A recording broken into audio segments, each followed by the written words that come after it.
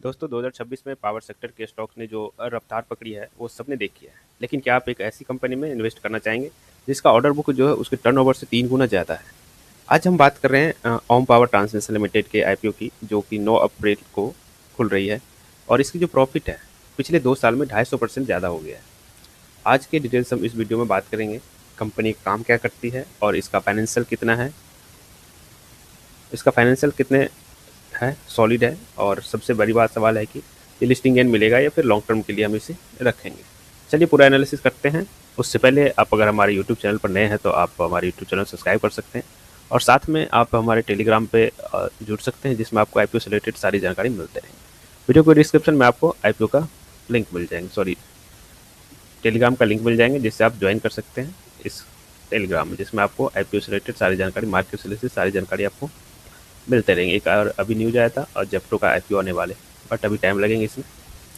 चलिए तो हम बात करते हैं आईपीओ के बारे में, ओम पावर ट्रांसमिशन आईपीओ के बारे में। सबसे पहले हम इस कंपनी का देखेंगे बिजनेस मॉडल, इंडस्ट्री और क्या क्या करती है कंपनी। सबसे पहले हम समझते हैं कि ओम पावर जो ट्रांसमिशन है वो करती क्या है, इसके बारे में हम बात करें। ओम पावर जो है ये एक ईपिक कंपनी है, मतलब ईपिक मतलब engineering procurement and construction company है, जो हाई वोल्टेज ट्रांसमिशन लाइन और सब स्टेशन बनाती है। इनका काम सिर्फ इतना बिछाना नहीं है, मतलब जो तार वगैरह होते हैं वो बिछाना है, और बिछाना भी है, और बाल जो कि है डिजाइन भी करती है, टेस्टिंग भी करती है और कमीशनिंग भी करती है। ये एक ऑपरेशन मैनेजमेंट में भी काम करती है, और ये इसको चलो 14 साल के एक्सपीरियंस है, 14 साल से काम करती है। ये कंपनी जो है ऑपरेशन एंड मेंटेनेंस में भी काम करती है, जैसे कि O&M maintenance, operation and maintenance के में भी काम करते हैं। आज की डेट की बात करें, यानी 124 से ज़्यादा सब स्टेशन मेंटेन कर रही है ये कंपनी। उसके भी हम डिटेल्स देखेंगे। उसके बाद हम बात करते हैं सेक्टर ग्रोथ। जो इंडिया का टारगेट है वो रेवेन्यू एनर्जी का जो ग्रिड है उसे जाना जाता है, और उसके लिए ओम पावर जैसी कंपनी है, मतलब ये गवर्नमेंट की ज़रूरत होती है। स्टेट को भी है, जैसे कि गुजरात ये है कंपनी, गुजरात में भी है।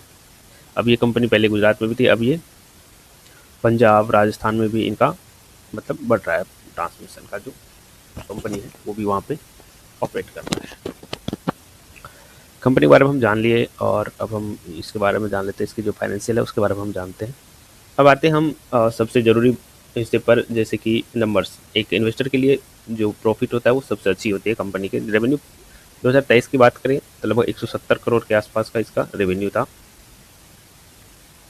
2023 में इसकी रेवेन्यू बात करें हम तो लगभग 105 करोड़ का था, और 2024 में 117 करोड़ का, 25 में 150, और अभी 31 दिसंबर तक का दिया है 240 करोड़ का रेवेन्यू था। नेट प्रॉफिट की बात करें तो यहाँ असली मेजी की, जैसे कि 2023 में प्रॉफिट सिर्फ 6 करोड़ का था, और 2025 में आते आते लगभग ये 22 करोड़ का हो गया है। इसका मतलब हुआ गया कि EBITDA जो मार्जिन है इम्प्रूव हो रहा है, और जो दिखाता है कि कंपनी का जो मैनेजमेंट है, एफिशिएंसी है, मतलब से काम कर रही है। डेट टू इक्विटी रेशियो देख लेते हैं हम। ये सबसे अच्छी है कि डेट टू इक्विटी हम देख सकते हैं। इसका रेशियो है 0.26 है, जो कि कैपिटल इन्वेस्ट इंडस्ट्री में इतना कम कर्जा होना काफ़ी मतलब बहुत कम है। जैसे देखिए हम 0.26, ये डेट टू इक्विटी रेशियो सही है, मतलब एक तरह से लोन इसके ऊपर बहुत कम है। जैसे यहाँ पे कैपिटल देखिए, टोटल बोरिंग है 38 करोड़ ही है, तो इसके अनुसार ये निकल का था डेट टू इक्विटी रेशियो 0.26, मतलब ये अच्छी मानी जाती है इसके लिए। जो एक से अगर कम होता है तो वो अच्छी माने जाते हैं। और पैट मार्जिन EBITDA जो पी रेशियो है इसका लगभग 19 के आसपास पी रेशियो है। इससे पहले जो आईपीओ आने से पहले इसका प्रोमोटर का जो होल्डिंग था 92% था, अब वो 68% के रह जाएंगे आईपीओ आने के बाद। और इसके जो मार्केट कैप है लगभग 600 करोड़ का हो जाएंगे। आज हम कंपनी के डिटेल्स बात कर रहे थे, आईपीओ डिटेल्स के, उसके बारे में हम बात कर लेते हैं। आईपीओ का क्या प्राइस है, क्या लॉट साइज है, उसके बारे में हम बात कर लेते हैं। तो 150 करोड़ के जो आईपीओ लेकर आ रहे हैं, जिसमें कि फ्रेश इशू है 132 करोड़, मतलब जो ये 132 करोड़ है ये कंपनी यूज करेंगी, कहाँ यूज करेंगे उसके बारे में हम बात करेंगे। और जब ऑफर फॉर सेल है लगभग 17.50 करोड़ के आसपास। आईपीओ की जो डेट हम बात कर लेंगे 9 अप्रैल से 13 अप्रैल के बीच में है, और ये प्राइस बैंड है 166 रुपये से 150 रुपये के आसपास। 85 शेयर का एक लॉट होंगे, और NSE BSE पर दोनों पर लिस्ट होंगे।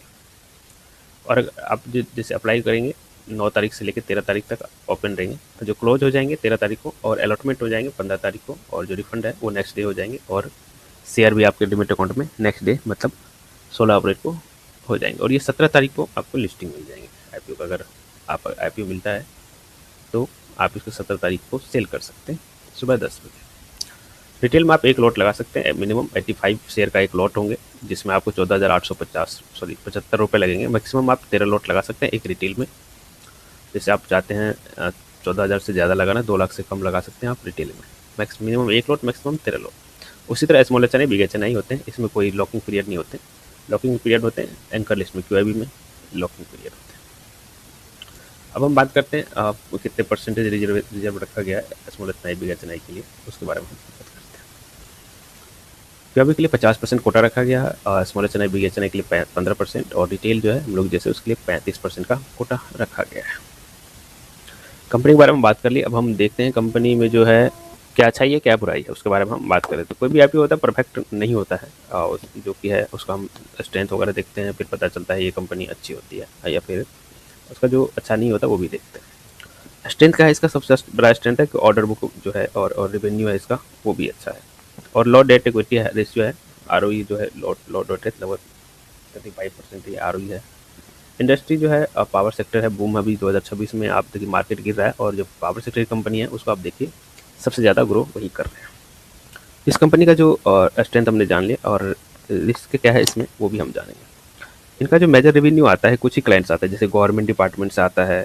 अगर वहाँ पेमेंट लेट हुआ है तो कैश फ्लो पर असर आ सकता है, और इसका यही रिस्क है, और कोई रिस्क तो है नहीं। पी रेशियो भी बहुत अच्छा है, ऐसा नहीं है कि पी रेशियो बहुत महंगे पा रहे, 19-20 के आसपास पी रेशियो को लेकर आ रहे हैं। एक और रिस्क है जियोग्राफिकल रिस्क, मतलब अभी भी जो इनका जो ये कंपनी है रेवेन्यू जो आते हैं बिजनेस के, इसका सिर्फ गुजरात से, अभी पंजाब में खुला है, राजस्थान में खुला है, बट अभी ये उससे रेवेन्यू ज़्यादा नहीं आते। जो बिजनेस है गुजरात में जो कंपनी है वहाँ से 80% रेवेन्यू आते हैं इसका, और बाकी स्टेट में एक्सपेंस अभी थोड़ा मतलब टाइम लगेगा, ऐसा नहीं कि नहीं आएगा, बट अभी जो है रिसेंटली उसी से आ रहा है, गुजरात से ही आ रहा है इसके बिजनेस का।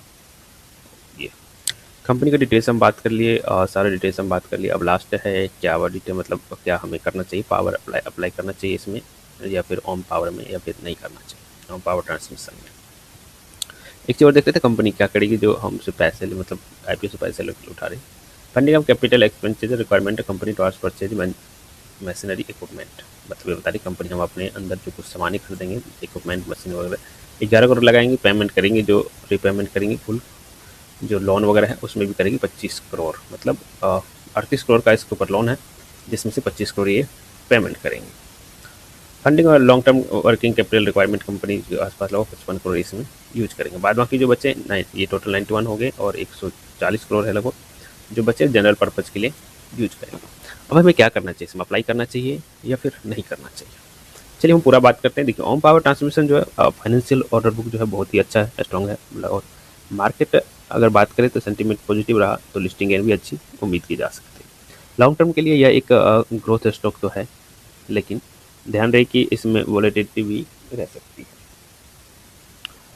अब हम क्या करते हैं, पूरा हमने देख लिया। एक चीज़ और, मैं कोई से भी रजिस्टर्ड एडवाइज़र नहीं हूँ, यह वीडियो सिर्फ एजुकेशन के लिए है। इन्वेस्ट करने से पहले खुद की रिसर्च करें, और ये अपने एडवाइज़र से भी बात करें। तो आप ज़रूर बताइएगा आपको क्या लगता है कि क्या आप इसमें अप्लाई करेंगे, कमेंट में बताइएगा। अगर इस वीडियो इन्फॉर्मेटिव लगा तो आप ज़रूर बताइएगा और लाइक कर दीजिएगा। मिलते हैं नेक्स्ट वीडियो में, तब राधे राधे। और साथ में वीडियो के डिस्क्रिप्शन में टेलीग्राम का लिंक मिल जाएगा, और इसका जो ग्रे मार्केट अभी चल रहा है रिसेंटली 1-2% के आसपास ही चल रहा है। देखिए ओम पावर का मैंने टेलीग्राम पे साझा किया था, 1% के आसपास चल रहा है। चलिए मिलते हैं, राधे राधे।